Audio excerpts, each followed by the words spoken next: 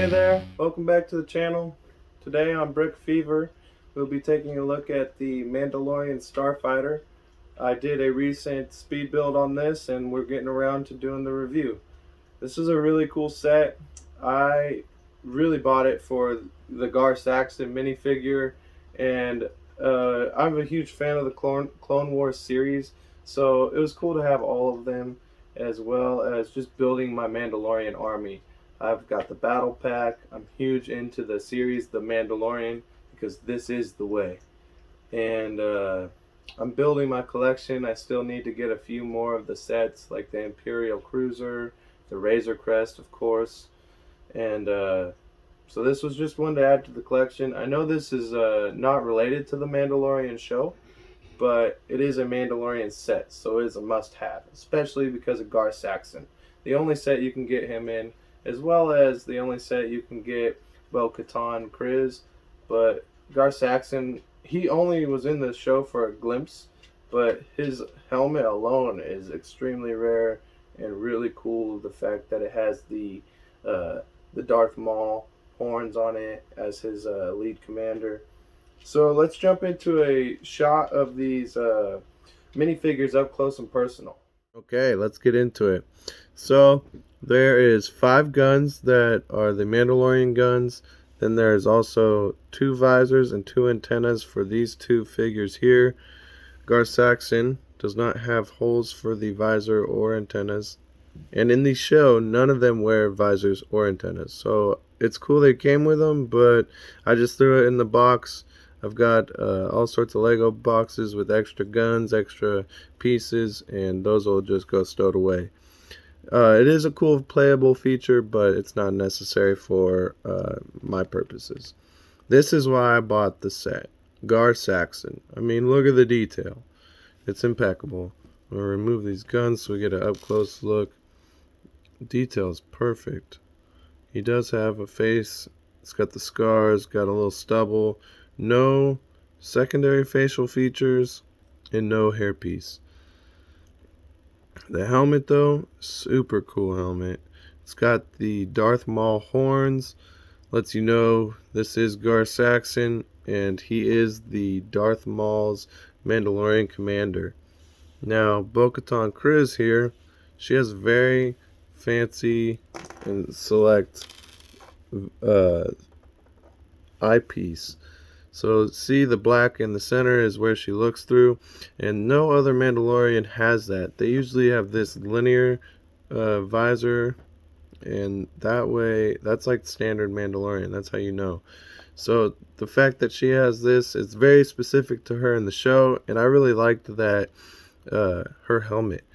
So also jetpack, very detailed body, and you can see here the detail goes to the back of her body. I can't take air. I will remove it. We can see what that looks like. Basic, but got the weapon belt, utility belt there. She does have 2 faces. I really like the facial expressions when they give you 2 choices. And she also has a hairpiece. There you go. Then your loyalist. This is a standard Mandalorian figure. Black head, no face, because you're not supposed to see their face, because it is the way. Again, a detailed painting on the helmet, all printed. I like the graphic body armor, 2-tone. He also has printing on his back, utility belt, body armor, not just blue, it's got the flakes on it. These were cool figures, and it's great pieces to add to your Mandalorian army, as well as collectible. You can't get Gar Saxon or Bo-Katan Kryze. So get the Starfighter. So this is a really unique set. It has a bunch of cool features that I've only ever seen on the previous Starfighter, but I never owned one. So this is the first time I've experienced these features firsthand. We're going to start by putting in our minifigures.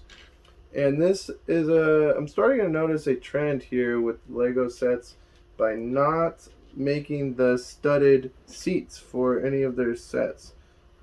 This is again just a drop-in. This is not the 1x2 with the leg divider, but it is just a flat spot. It is molded to the minifigures, so they just sit in very comfortably. This command center just has it's very basic. It just enough room for the 2 minifigures and a control panel, and the shuttle, like the lid, the cockpit, let's say, it's all stickers. So this is a more basic set. Some of these other cockpits on sets at this price range had better printed cockpits. This one does not. So that was kind of a downfall on this set, but what they lacked in printed pieces of the actual Starfighter, you gain in the printed immaculate detail on the minifigures. So it has 2 stud shooters, one on both sides. As we rotate these wings onto takeoff and flight, printed on the front and the back of these, you have the spring-loaded proton shooters.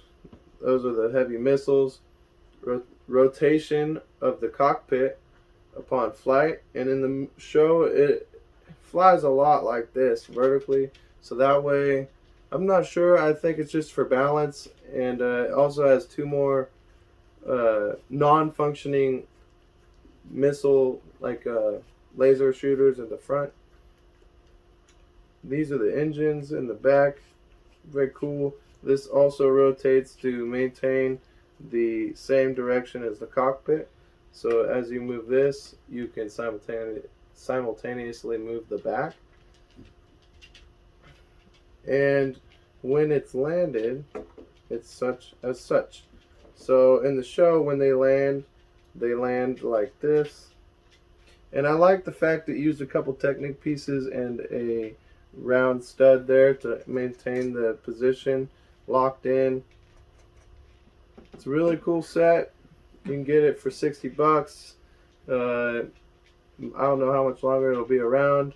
Might as well get your hands on it now. These minifigures are going to be one of a kind and probably go up in value exponentially as each year passes after the set retires.